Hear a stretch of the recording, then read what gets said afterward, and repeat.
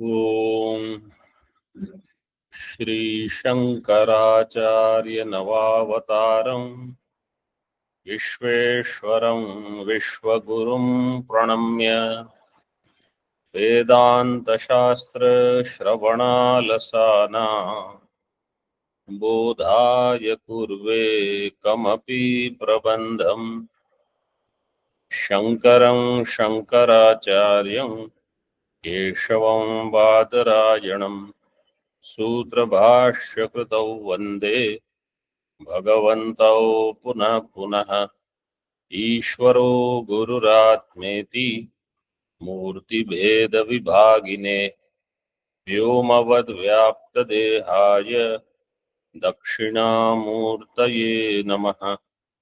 ओम शांति शांति शांति।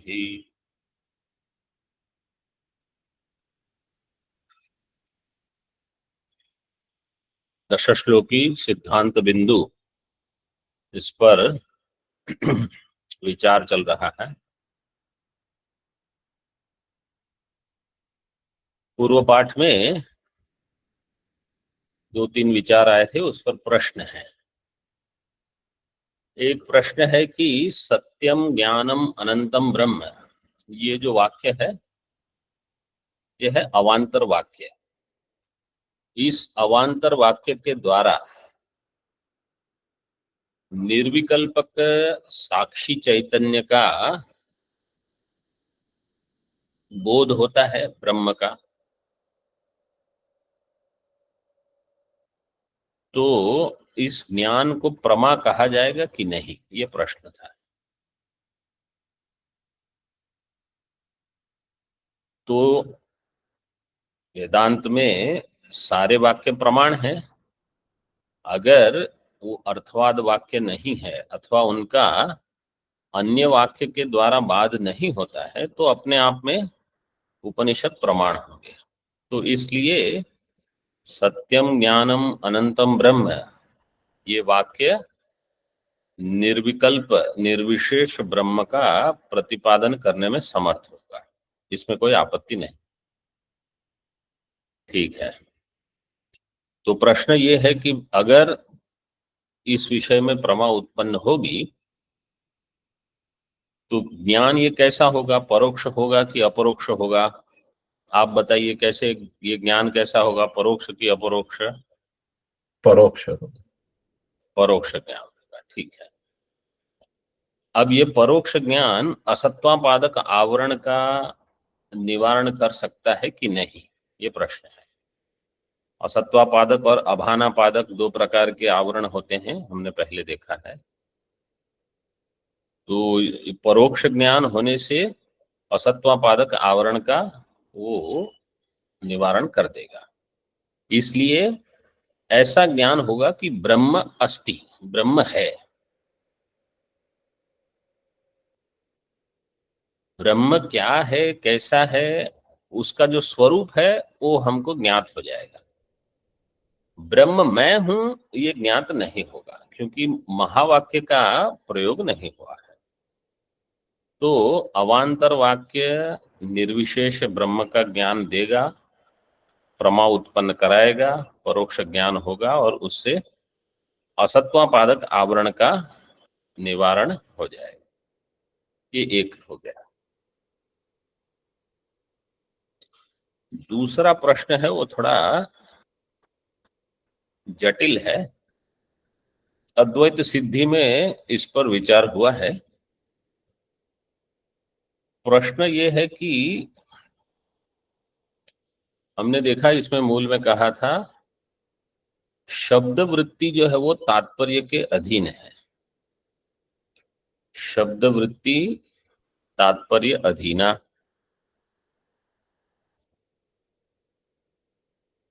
तो शब्द ज्ञान के लिए आपको पहले तात्पर्य ज्ञान आवश्यक है। तो अगर प्रश्न ये उठा जाएगा तात्पर्य ज्ञान कैसे होगा, बोले शब्द ज्ञान से। तो शब्द ज्ञान आवश्यक है तात्पर्य ज्ञान के लिए। तात्पर्य ज्ञान आवश्यक है शब्द ज्ञान के लिए, तो इसमें अन्योन्य आश्रय दोष आता है। शब्द ज्ञान के लिए क्या क्या आवश्यक है?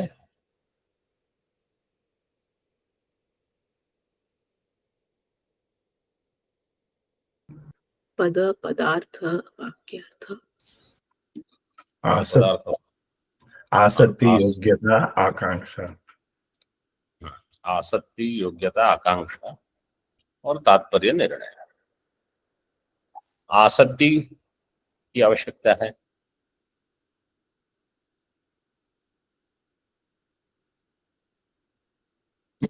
आसक्ति मतलब अपेक्षा करेगा वो पद की। जब आसक्ति है उन पदों की तो वाक्यार्थ ज्ञान होगा। जैसे गायति, कोई कहेगा गायति, गायति कहा, वो आपने बताया नहीं, तो ज्ञान कैसे होगा? शब्द ज्ञान के लिए जो जो आवश्यक चीजें हैं वो वहां वाक्य में आवश्यक है, और फिर उनका पद ज्ञान, पदार्थ ज्ञान, पदार्थ को मिलाकर वाक्यार्थ ज्ञान, ये सब चाहिए। फिर आप कहोगे कहा गायति, वनमाली गायति, वनमाली गायति, हाँ तब समझ में आ गया। तो इस प्रकार से शाब्द बोध के लिए आसक्ति, आकांक्षा, योग्यता, योग्यता होनी चाहिए। ये हो गई आकांक्षा, ये तो आकांक्षा है, आसक्ति नहीं। कहा गायति, वनमाली गायति, ऐसे ये है आकांक्षा। आसक्ति का अर्थ है कि वो पास पास में हो, उनके बीच में ज्यादा व्यवधान न हो। जैसे आज एक शब्द कहा, फिर 2 घंटे के बाद अन्य शब्द कहोगे, ऐसे अगर लंबा समय चलता है तो शब्द बोध नहीं होगा। वो नजदीक होने चाहिए।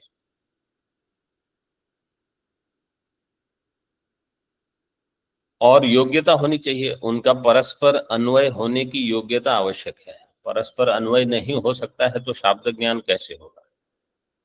इसका दृष्टांत देते हैं, वन्निना सिंचेत, वन्नी से सेचन करो।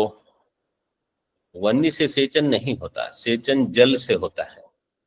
तो अगर ऐसा वाक्य प्रयोग हुआ तो बोध नहीं होगा, शब्द बोध नहीं। तो यहाँ प्रश्न ये है कि तात्पर्य ज्ञान जो है वो शब्द बोध में आवश्यक है, ऐसा इसमें बताया ग्रंथ में।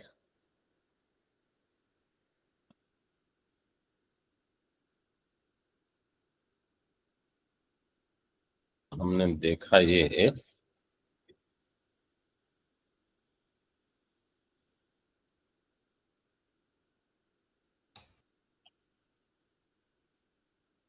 छठे पृष्ठ पे, 6ठे पृष्ठ पर मूल में है स्वामी जी। मूल में तात्पर्य अधीनत्वात् शब्द वृत्ति है। ठीक है, शब्द वृत्ति तात्पर्य के अधीन है। तो तात्पर्य के अधीन शब्द वृत्ति और शब्द और तात्पर्य शब्द वृत्ति के अधीन, तो अन्योन्य आश्रय होगा। तो इसमें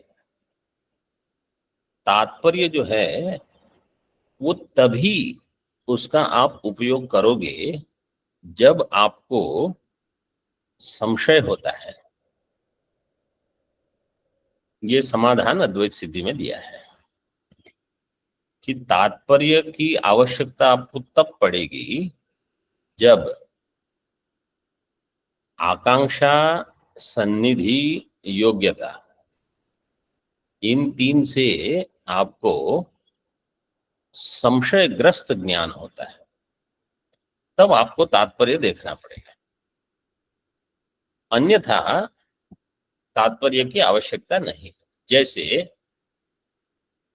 किसी चीज को देखकर आपको सामान्य ज्ञान हुआ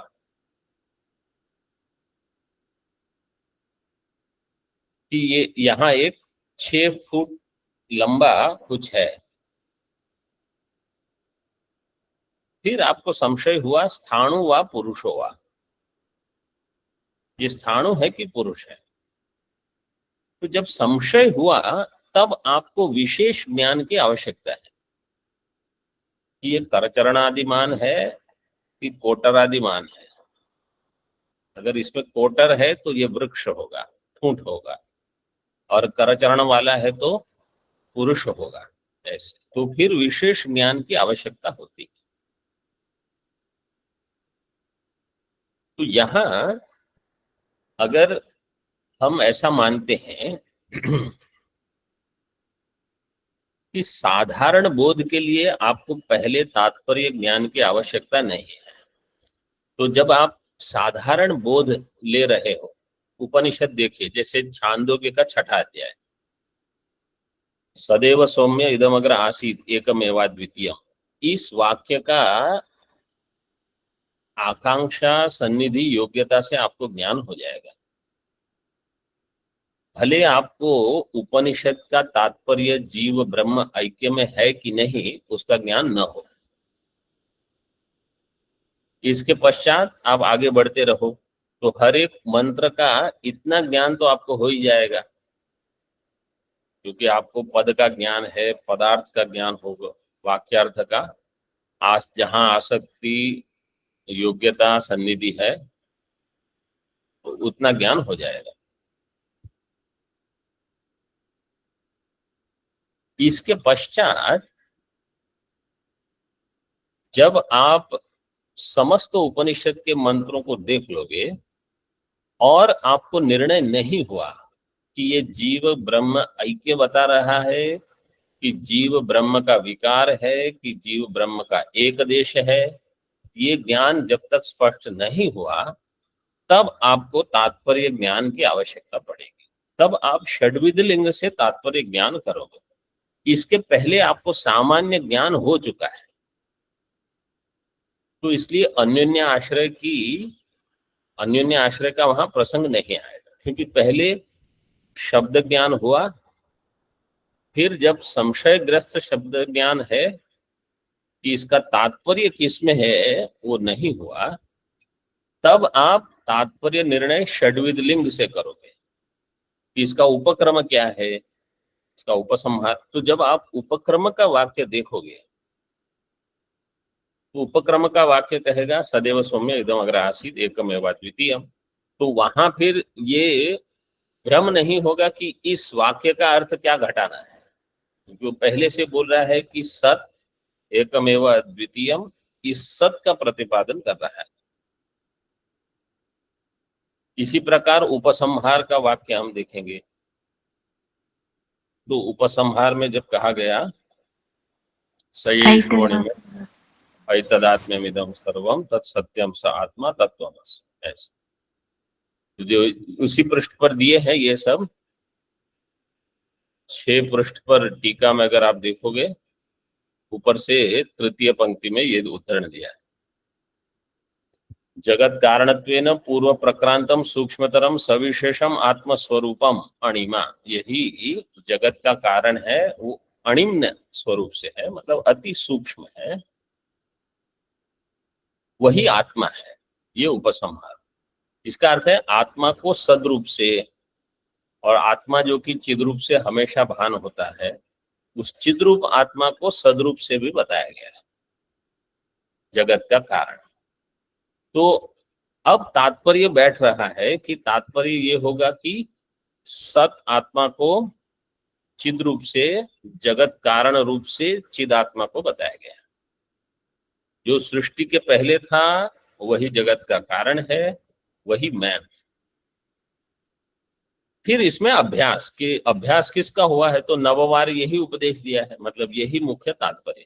तो उस समय फिर आपको शाब्द बोध की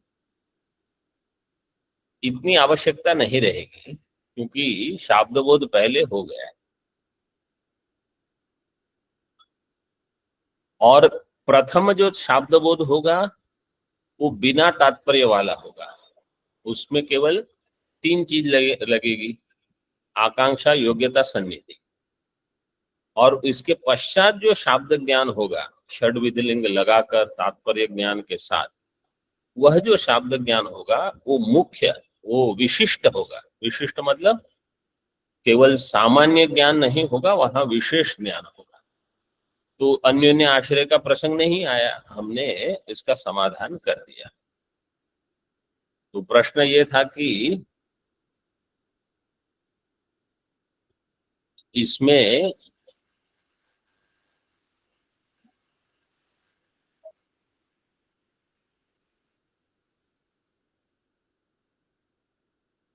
तात्पर्य अपौरुषेय होगा कि नहीं। तो तात्पर्य को अपौरुषेय होने की आवश्यकता नहीं है, क्योंकि इस पूरा उपनिषद ही अपौरुषेय है, उसका विषय जो होगा वो अपौरुषेय ही होगा। तो आप कह सकते हो कि तात्पर्य वेदांत का है वो अपौरुषेय, लेकिन अपौरुषेय का अर्थ ये नहीं कि आप नहीं हटा सकते, आप उसकी परीक्षा कर सकते हैं। तीसरा प्रश्न है कि प्रमा के लिए जो सामग्री होती है, तो वेदांत में हम स्वतः प्रामाण्य मानते हैं। स्वतः प्रामाण्य किसको कहते हैं? जिसमें प्रमा की उत्पत्ति की जो सामग्री है, प्रमा में प्रामाण्य भी उसी सामग्री से ज्ञात होगा। दो चीज होती है, एक है घट का ज्ञान, जिसको हम कहेंगे ये प्रमा हुई। दूसरा कि ये घट का ज्ञान जो प्रमा है, इसमें प्रमात्व है।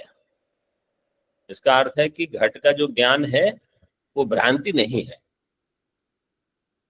तो ज्ञान और ज्ञान में प्रमात्व, वेदांत मत कहता है कि ये स्वतः है, इसमें अन्य प्रामाण्य की आवश्यकता नहीं है। जैसे न्याय, बौद्ध है, ये लोग परतः प्रामाण्य मानते हैं।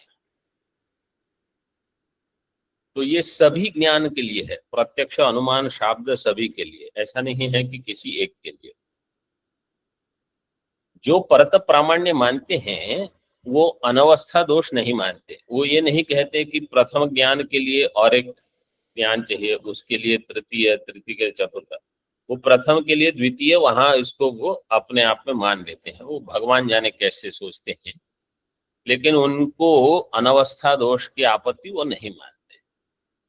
हम कहेंगे प्रथम ज्ञान हुआ प्रत्यक्ष, अभी उसको आप अनुमान से सिद्ध करोगे, तो अनुमान में प्रामाण्य है वो कौन सिद्ध करेगा? ये प्रश्न होगा। लेकिन उनका समाधान ये होगा कि नहीं, दो से अधिक में जाने की आवश्यकता नहीं। जैसे न्याय में वो मानते हैं व्यवसाय ज्ञान और अनुव्यवसाय ज्ञान। व्यवसाय ज्ञान को स्वयं प्रकाश नहीं मानते, व्यवसाय ज्ञान का प्रकाशन करेगा अनुव्यवसाय ज्ञान। तो कोई प्रश्न पूछेगा कि अनुव्यवसाय का प्रकाशन कौन करेगा, बोले वो स्वयं प्रकाश। तो हम कहेंगे पहले को ही स्वयं प्रकाश मान लो ना, तो और एक की आवश्यकता नहीं है। बोले नहीं, हम ऐसा मान, तो जो भी है।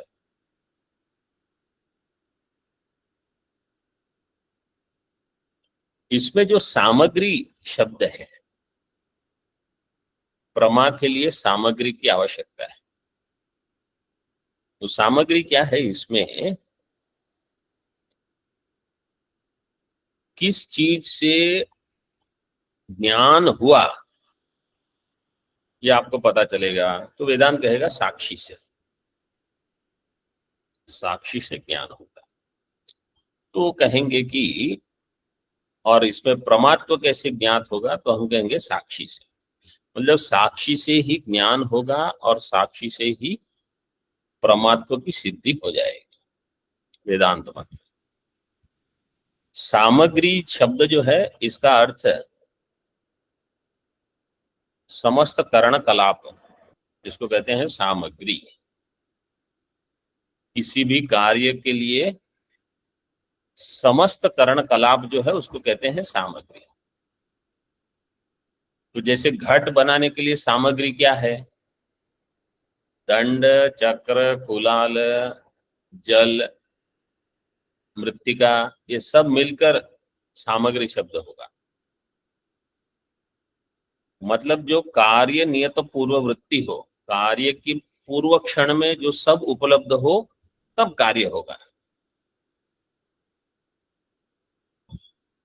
वो कारण कलाप, जो समग्र कारण कलाप है, उसको कहा जाएगा सामग्री। तो इसी प्रकार से कोई ज्ञान होने के लिए भी जो जो आवश्यक है, जैसे घट ज्ञान के लिए घट आवश्यक है, और आलोक की आवश्यकता है, चक्षु की आवश्यकता है, अंतःकरण चाहिए, आत्मा चाहिए, इंद्रिय और घट का संयोग चाहिए। ये सब जब होगा तब ज्ञान होगा, प्रत्यक्ष ज्ञान। तो ये है सामग्री, कर्ण कलाप। ठीक है, ये प्रश्नों का समाधान हो गया। अब आगे देखिए, पृष्ठ क्रमांक 10 पर अंतिम 2 पंक्तियां। टीका में आत्मस्वरूप प्रतिपादकम च तत्वमसि इति महावाक्यम इति तद्घटक पदानाम अर्था निर्धारणीयाः। अब विचार का आरंभ करना है, 10 श्लोकी के विचार का आरंभ करेंगे। विचार का आरंभ कैसे करेंगे? आत्मस्वरूप प्रतिपादक है तत्वमसि महावाक्य। महावाक्य के जो घटक हैं, तद घटक पदानाम मतलब तत्पद, त्वम पद, ये इसका अर्थ का निर्धारण करना पड़ेगा आपको। निर्धारण का अर्थ है निश्चय, यही इसका अर्थ है और कोई अर्थ नहीं होगा। हर पद का ज्ञान ऐसे होता है, ऐसे नहीं कि कुछ साधारण साधारण सुन लिया, समझ लिया, ये भी ठीक है वो भी ठीक है, ऐसे वेदांत में ज्ञान नहीं होता। कथा वगैरह जो हम सुनते हैं ना, तो कथा का जिसको जब बहुत संस्कार हो जाता है, फिर ऐसा लगता है कि अरे ये भी ठीक है वो भी ठीक है, क्या फर्क पड़ता है। उनको फिर विचार जहां होता है तो उनको अच्छा नहीं लगता कि ये बहुत क्लिष्ट विचार चल रहा है। अब निर्धारण देखो आगे, निर्धारण च विरुद्ध मत प्रदर्शन पूर्वकम क्रियते। निर्धारण कैसे करेंगे? विरुद्ध मत प्रदर्शन पूर्वक। विरुद्ध मत बताएंगे, चारवाक ऐसे सोचते हैं, वैशेषिक ऐसे सोचते हैं, सांख्य ये कहेंगे, योग वाले ये, बौद्ध वाले वो। तो विरुद्ध मत प्रदर्शन पूर्वकम निर्धारण करते हैं। ऐसे करने से क्या लाभ है? इसका कोई लाभ है कि केवल सिर दर्द होगा? बोले लाभ है। चेत ततः श्रोतॄणाम सुख प्रतिपत्ति ही विश्वास दार्ढ्यम च भवति। इससे जो ज्ञान होगा वो सुख रूप ज्ञान होगा, सुख प्रतिपत्ति। सुखम प्रतिपत्ति यथा स्यात् तथा क्रिया विशेषण है। सुख रूप प्रतिपत्ति जैसे हो ऐसा हो जाएगा, मतलब सुख रूप प्रतिपत्ति, सुख रूप ज्ञान होगा और विश्वास में दृढ़ता रहेगी। ऐसे नहीं कि कल आके किसी ने जोर से प्रश्न पूछ लिया कि प्रत्यक्ष घट है कि उसका अनुमान करोगे? प्रत्यक्ष होगा? बोले नहीं होगा, अनुमान ही हो जाएगा। ऐसे मतलब ऐसे दृढ़ ज्ञान जहां न हो, वहां प्रत्यक्ष का ज्ञान है, वहां भी आप कह दोगे नहीं नहीं। क्यों? क्योंकि आपको ही विश्वास नहीं है कि आपको समझ में आया है कि नहीं। तो ऐसे नहीं चलता, इसलिए पूर्व पक्ष उठाते हैं, इसलिए अन्य दर्शनों का विचार करते हैं। तो इससे मतलब ऐसे मुंह छिपा के भागने की वहां आवश्यकता नहीं है, आपको फेस करना पड़ेगा। ये ऐसा यहाँ बताते हैं। तद आह, अब मूल में देखिए, तत्र त्वम पदार्थे वादी विप्रतिपत्तयः प्रथम प्रदर्श्यन्ते। इसमें सबसे पहले त्वम पदार्थ में जो वादी विप्रतिपत्तियां हैं उसको पहले बताते हैं। त्वम में मतलब अहम है। क्यों? क्योंकि सबसे अधिक विप्रतिपत्ति वहीं पर है, इसलिए त्वम पदार्थ विवेकाय संन्यास सर्वकर्मणा। त्वम पदार्थ के विवेक के लिए ही आपको पहले संन्यास लेकर अध्ययन करना है।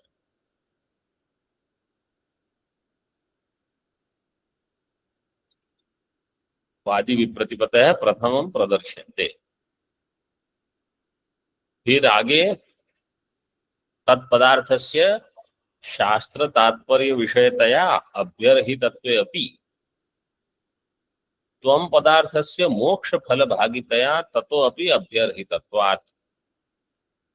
तत्पदार्थ और तत्त्वम पदार्थ, इसमें जो तत्पदार्थ है वो शास्त्र तात्पर्य विषय का तो है ही, शास्त्र का तात्पर्य तत्पदार्थ में है, इसलिए वो अभ्यर्हित अभ्यर्हित है। अभ्यर्हित का अर्थ है वो हर प्रकार से वो विचार के योग्य है।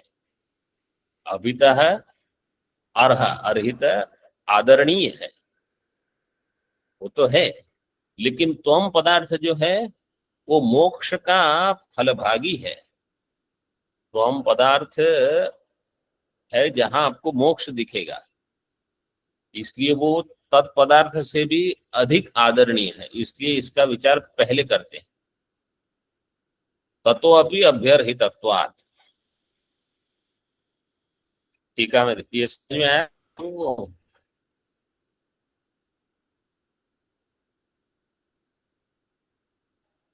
Yes, Swami. तत्पदार्थ जो है उसका विचार ठीक है, लेकिन त्वम पदार्थ का विचार करने से अपने में जो भ्रांतियां हैं अपने बारे में, उसका निर्मूलन करना है। टीका में देखो विस्तार से बताया है उसको। मुमुक्षुम जीवम उद्दिश्यैव शास्त्र प्रवृत्तेः जीवस्य मुख्य उद्देश्यत्वेन अभ्यर्हितत्वम्। मुमुक्षु जो जीव है, मुमुक्षुम जीवम उद्दिश्य, उसको उद्देश्य करके, उसको ध्यान में रखते हुए शास्त्र की प्रवृत्ति होती है। शास्त्र प्रवृत्ते है पंचमी, इसलिए जीवस्य मुख्य उद्देश्यत्वेन अभ्यर्हितत्वम्। जीव जो है वो मुख्य उद्देश्य है।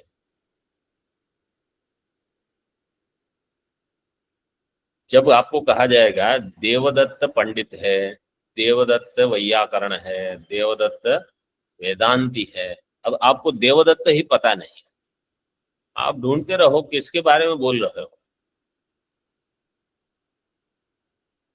तो तत्वमसी वाक्य जो है वो कहेगा कि मैं आपके बारे में बता रहा हूं, लेकिन मैं कौन?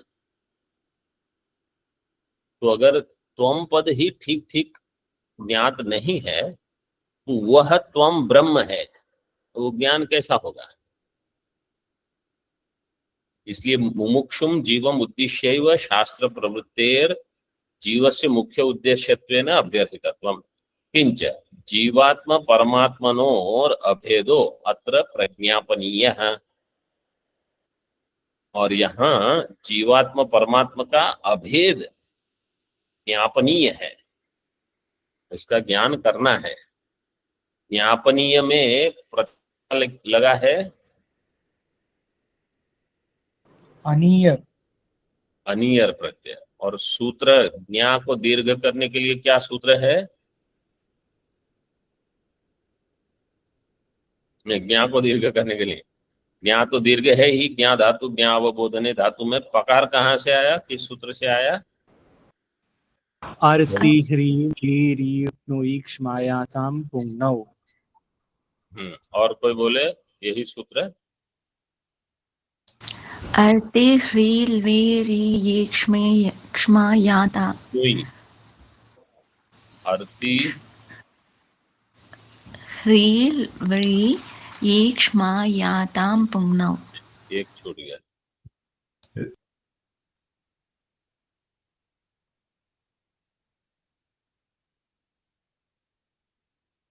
आरती ह्री ली री क्नुई, क्नुई चाहिए, क्ष्माई याताम भुगुणौ, क्ष्माई याताम भुगुणौ, ऐसे आरती ह्री ली री क्नुई क्ष्माई याताम भुगुणौ। अकार इस सूत्र से आएगा। इसको ठीक से याद रखिए। तो ये ज्ञापनीय है, प्रज्ञापनीय है, अभेद है। सच भेद निराशे सती एवं सिद्ध्यति। अभेद तभी सिद्ध होगा जब भेद का आप निराश करोगे। ठीक है, तदर्थम भेद हेतवो निराशनीय निरसनीय। इसलिए जो जो भेद के हेतु हैं, भेद के हेतु हटाओगे तो भेद हटेगा, भेद हटेगा तो अभेद सिद्ध होगा।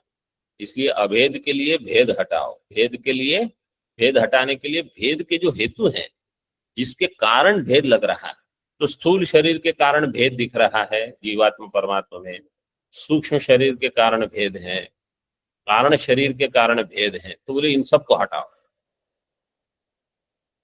भेद के ये हेतु हैं सब। बोले मैं विचार करने ही बैठता हूं कि मुझे काम क्रोध राग द्वेष सब आ जाते हैं, विचार ही नहीं कर पाता, तो पहले उनको हटाओ। जब वो हटेंगे तब आप विचार करने बैठोगे। जब विचार करने बैठोगे तो केवल फिर तत्पद त्वमत आएंगे। जब बुद्धि में बहुत मालिन्य है तो राग द्वेष ही आते रहेंगे। आप विचार क्या करोगे? भेद हेतवश्च जीवात्मनिष्ठा परमात्मनिष्ठाश्च इति द्विविधा। बोले भेद के हेतु जो है वो कहाँ छिपे हैं? बोले या तो जीवात्मा में या परमात्मा में। बोले ठीक है, पहले परमात्मा के ही जो भेद हैं, भेद परमात्मा में जो है उसको हटाते हैं पहले। बोले नहीं नहीं नहीं, देखो जीवात्मनिष्ठा परमात्मनिष्ठाश्च इति द्विविधा। द्विविधा के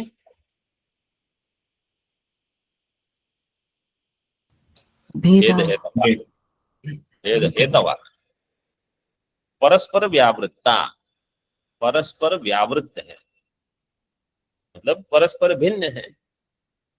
एकैक निष्ठत्वेन भासमाना धर्मा, एक एक में निष्ठ है। जैसे कहीं अल्पज्ञ है तो कहीं सर्वज्ञत्व, कहीं अल्पशक्तित्व है तो कहीं सर्वशक्तित्व, ऐसे एकैक निष्ठत्व है ना, एक में ही निष्ठ है। अल्पज्ञ जो है वो अल्पज्ञत्व वो दोनों में नहीं है, केवल एक में है, और सर्वज्ञत्व दोनों में नहीं है, वो केवल अन्य में है। ऐसे इसमें जो जीवात्मा के धर्म है वो क्या क्या है? तत्र जीवात्मगता धर्मः, धर्मः का अध्ययन करके जागृदादि अवस्थावत्व अज्ञत्व कर्मवश्यत्व आदयो। जागृदादि अवस्थावत्व, जागृत अवस्था वाला, जागृत अवस्थावत मतलब जागृत अवस्थावान, स्वप्नावस्थावान, सुषुप्त, यही एक सबसे बड़ा है। अभी मैं जागृत में हूं, फिर स्वप्न देख रहा था, देखूंगा, फिर सुषुप्ति में जाऊंगा इत्यादि। दूसरा है अज्ञत्व, मुझे सब नहीं पता, समझ में नहीं। कोई कहेगा ये सिद्धांत बिंदु समझ में ही नहीं आ रहा है, क्या है ये? तो बोले ठीक है, वो जीव का धर्म है अज्ञत्व, उसका निराश कर लेना है बस। तीसरा कर्मवश्यत्व, कर्म के वश में रहना। तो जीव को स्वातंत्र है ही नहीं, आप भले जो भी चाहो, वो जैसा आपका कर्म का फल है वही आपको मिलेगा, उसी समय मिलेगा। बांध के रखा है सबको। ये जीव के जितने धर्म है वो हमको प्रत्यक्ष है। ईश्वर के जो धर्म है वो तो परोक्ष है। ये जो दोनों धर्म है वो क्या है? भेद के हेतु है। तो हमारे भेद के हेतु हमको प्रत्यक्ष है, तो उसको हम हटा सकते हैं तुरंत। ईश्वर के जो धर्म है, जो भेद के हेतु हैं, वो उनको बाद में देखेंगे, पहले अपना तो शुरू करो, इनको हटाना शुरू करो। परमात्मागत कौन से हैं भेद के हेतु? परमात्मागता जगत कारणत्व सर्वज्ञत्व आदय है। तो परमात्मा क्या है? जगत का कारण है, ये उसका धर्म है जगत कारणत्व। वो परोक्ष धर्म है, ये भी भेद के हेतु है, क्योंकि हमको यही लगता है कि मैं जगत का कारण नहीं हूं, मैं सर्वज्ञ नहीं हूं इत्यादि। तत्र प्रत्यक्ष अनुभूतत्वेन अत्यंत असंभावित निराशा जीव धर्मा एवं प्रथमम समुच्छेद्य। प्रत्यक्ष अनुभूत जो है, जिसका हम हमेशा अनुभव कर रहे हैं, मैं अभी जागृत अवस्था में हूं, मैं अल्पज्ञ हूं, मैं कर्म के वश में हूं, वश्यत्व में यत् प्रत्यय लगा है।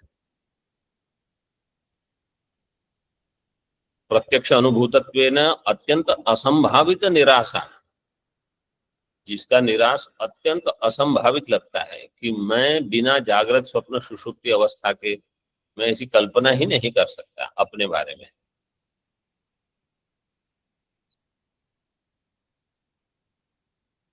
अत्यंत असंभावित निराशा, जिसका निराश अत्यंत असंभावित है।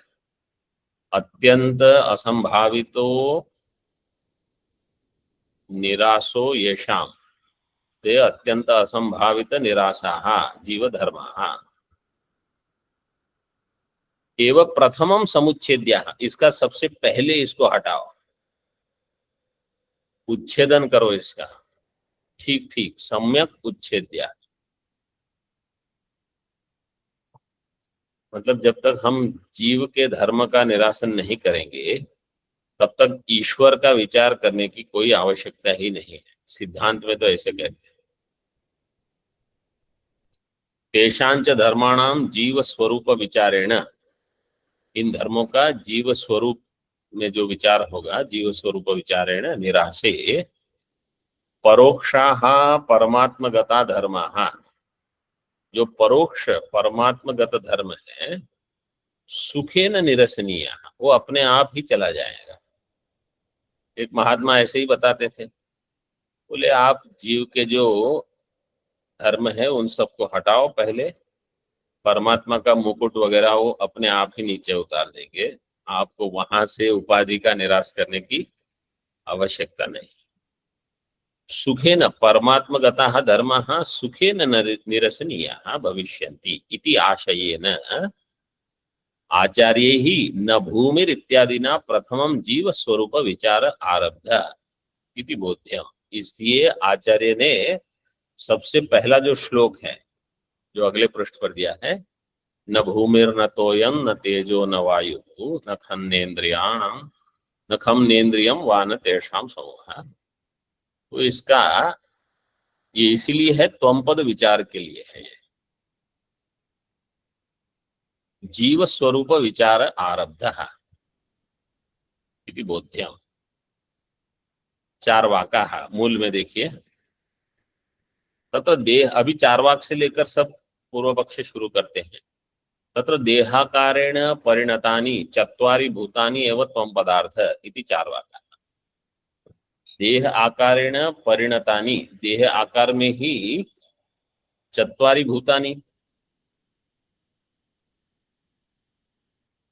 चार महाभूत जो है देह आकार से ही परिणत है, तो चार ही महाभूत मानते हैं चारवाक, क्योंकि जो प्रत्यक्ष एक ही प्रमाण मानते हैं। तो आकाश तो कहीं ना कहीं आपको अनुमान वगैरह करना पड़ेगा, तो बोले हम नहीं मानते। चत्वारि भूतानि एव त्वं पदार्थ है, यही त्वं पदार्थ है। टीका, प्रत्यक्षैक प्रमाणवादिनश्चार्वाकाः आकाशम न मन्यन्ते। ये चारवाक कैसे हैं? प्रत्यक्ष एक प्रमाणवादिनः, केवल प्रत्यक्ष प्रमाण को मानते हैं, आकाश को नहीं मानते। कोई क्यों नहीं मानते? तस्य अप्रत्यक्षत्वात्, क्योंकि आकाश अप्रत्यक्ष है। पृथिव्यादि भूत चतुष्टयात्मको देह एव आत्मा इति तेषां मतम्। इनका मत है देह ही आत्मा है। कैसा देह है? पृथिव्यादि भूत चतुष्टयात्मक, पृथिव्यादि भूत चतुष्टय से जो बना है ये ही, बस और क्या। इंद्रिय, बोले इंद्रियाणि अपि न देह अतिरिक्तानि, इंद्रिय देह में ही, क्योंकि चारवाक में अलग अलग मत है, देहात्मा, इंद्रियात्मा, प्राणात्मा और मन आत्मा, ये चार प्रकार के चारवाक।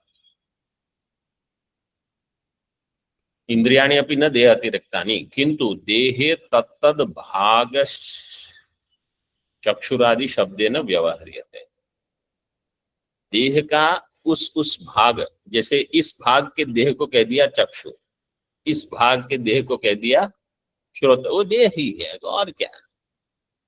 अब कहीं अलग जा सकता है नहीं, वो अपना तर्क बताएंगे, आप पागल हो जाओगे उनके, ऐसे ऐसे लोग होते हैं, वो ऐसा ऐसा तर्क लगाएंगे आपके सामने, आप कहोगे कि इनसे विचार कैसे करेंगे। मतलब आपका दिमाग पका देंगे वो, सच में। चारवाक भले वो हो कि ना हो, लेकिन तर्क उनका ऐसा ही रहता है कि पर्वत में अगर धूम हो सकता है तो व्याघ्र क्यों नहीं हो सकता। अब आप क्या कहोगे उनको, लेकिन वो छोड़ेंगे नहीं अपना मत, व्याप्ति भले न हो, बना देंगे आपके लिए क्या। तद भाग चक्षुरादि शब्द न व्यवहार मनो अपी एवं, वो मन क्या है, वो मन भी देह का ही एक हिस्सा है, अलग क्यों मानते। क्या है, हृदय भाग एवं मन, प्राणस्तु शरीर संचारी वायु, शरीर में ही जो घूम रहा है तो उसको अलग क्यों मानना। इस प्रकार देहात्मवाद वाले चारवाक ये पहले हो गए। अभी आगे चारवाक, ये मैं ज्यादा इस पर विचार नहीं कर रहा हूं, सर्व वेदांत सिद्धांत सार संग्रह में इस पर बहुत विस्तृत विचार हुआ है हर एक पक्ष को लेकर, तो वहां ये विचार हो जाएगा। और जिन्होंने पहले वेदांत सार पढ़ लिया है उन्होंने वहां ये विचार किया है, तो अधिक बताने की आवश्यकता नहीं। आ जाएगा वेदांत सार में ये विचार। चारवाक एकदेशी नाम मतानी आह, चारवाक के एकदेशी अब अन्य अन्य मत हैं उनको बता रहे हैं। मूल में चक्षुरादीनी प्रत्येकम इति अपरे। अब मैं थोड़ा पहले मूल पढ़ लेता हूं सरल। चक्षुरादीनी प्रत्येकम, चक्षुरादि प्रत्येक आत्मा है, कोई ऐसा मानता है। मतलब शरीर में कितने आत्मा, बोले जितनी इंद्रियां उतने आत्मा, तो 10 हो जाएंगे। कोई कहेंगे नहीं ये 10 आत्मा बहुत ज्यादा है, एक के लिए एक ही आत्मा होना चाहिए, तो मिलितानी इति अन्य है, ये सब मिलके एक आत्मा, ये सब में दोष है। सब मिलित आत्मा एक होगा तो एक इंद्रिय गई तो आत्मा का क्या होगा। मन इति एक, प्राण इति अन्य, कोई कहेगा मन ही आत्मा है, कोई कहेगा प्राण ही आत्मा है, तो ये सब चारवाक वाले हैं। क्षणिक विज्ञानम इति सौगता, सौगत मत वाले क्या कहेंगे, क्षणिक विज्ञानम, और शून्यम इति माध्यमिका। यहां तक देखते हैं, टीका में देखिए। एतन मत एकस्मिन देहे अनेक आत्मानः, ये चक्षुरादि वाले कहेंगे एक देह में अनेक आत्मा है, क्योंकि 10 इंद्रियां है तो 10 आत्मा, मन को भी इंद्रिय माना तो 11। यद्यपि सर्वेषां सर्वाणि इंद्रियाणि सन्ति एव इति न नियमस्तथापि यस्य प्राणिनो यावन्ति इंद्रियाणि तावन्तः तत्र आत्मानः इति बोध्यते। सभी के शरीर में सभी इंद्रियां तो होती है, सर्वेषां सर्वाणि इंद्रियाणि सन्ति एव इति न नियम, मतलब ऐसा नियम नहीं है कि सबकी सब इंद्रियां हो। समझो हमको 10 इंद्रियां हैं, किसी को कोई इंद्रिय नहीं है, ये भी हो सकता है, सामान्य तो हो, लेकिन ऐसा नियम नहीं है। तथापि जिसकी जितनी इंद्रियां हैं उतने आत्मा उसके,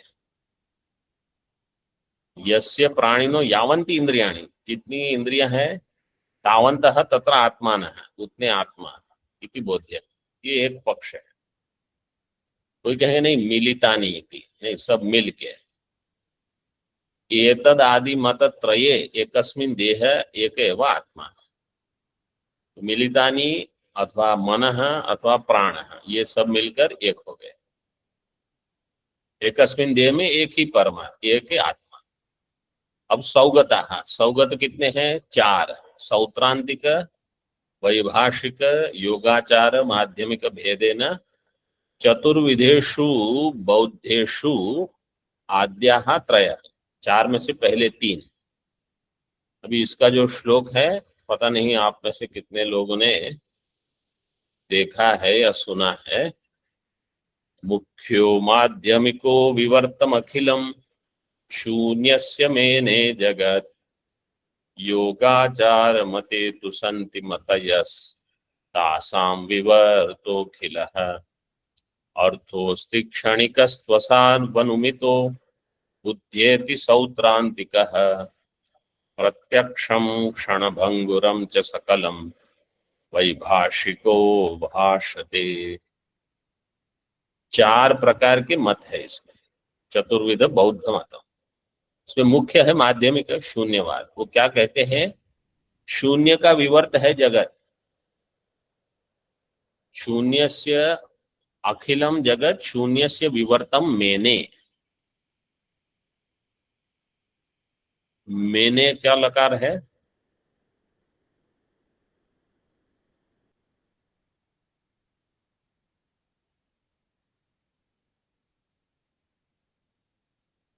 लिट परोक्ष भूत। मेने मेनाते मेनिरे।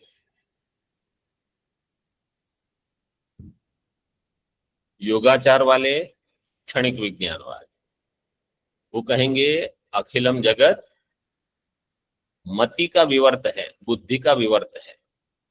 पहले वाले ने कहा शून्य का विवर्त है, अब ये कहते हैं मति का विवर्त है। तीसरे है सौत्रांतिक। मुख्य मुख्य बता देता हूं, विस्तार अगले पाठ में देख सकते हैं। अर्थोस्ति क्षणिकत्व, क्षणिक बाह्य अर्थ जो है वो क्षणिक है, हम उसका अनुमान करके कहेंगे, ये है सौत्रांतिक। और बाह्य जगत क्षणिक है, उसका हम प्रत्यक्ष करेंगे, ये है वैभाषिक। वैभाषिक सौत्रांतिक में ये भेद है। जो मांडुक्य पढ़ रहे हैं चतुर्थ अध्याय में, तो ये बहुत आपको लगेगा, क्योंकि एक ही बौद्ध दूसरे बौद्ध का खंडन करेंगे। आपको बौद्ध क्या है वो पता होना चाहिए। ओम पूर्णमदः पूर्णमिदं पूर्णात् पूर्णमुदच्यते पूर्णस्य पूर्णमादाय पूर्णमेवावशिष्यते। ओम शांति शांति शांति। शंकरं शंकराचार्यं केशवं बादरायणं सूत्रभाष्यकृतौ वन्दे भगवन्तौ पुनः पुनः। ईश्वरो गुरुरात्मेति मूर्तिभेदविभागिने व्योमवद्व्याप्तदेहाय दक्षिणामूर्तये नमः। ओम शांति शांति शांति।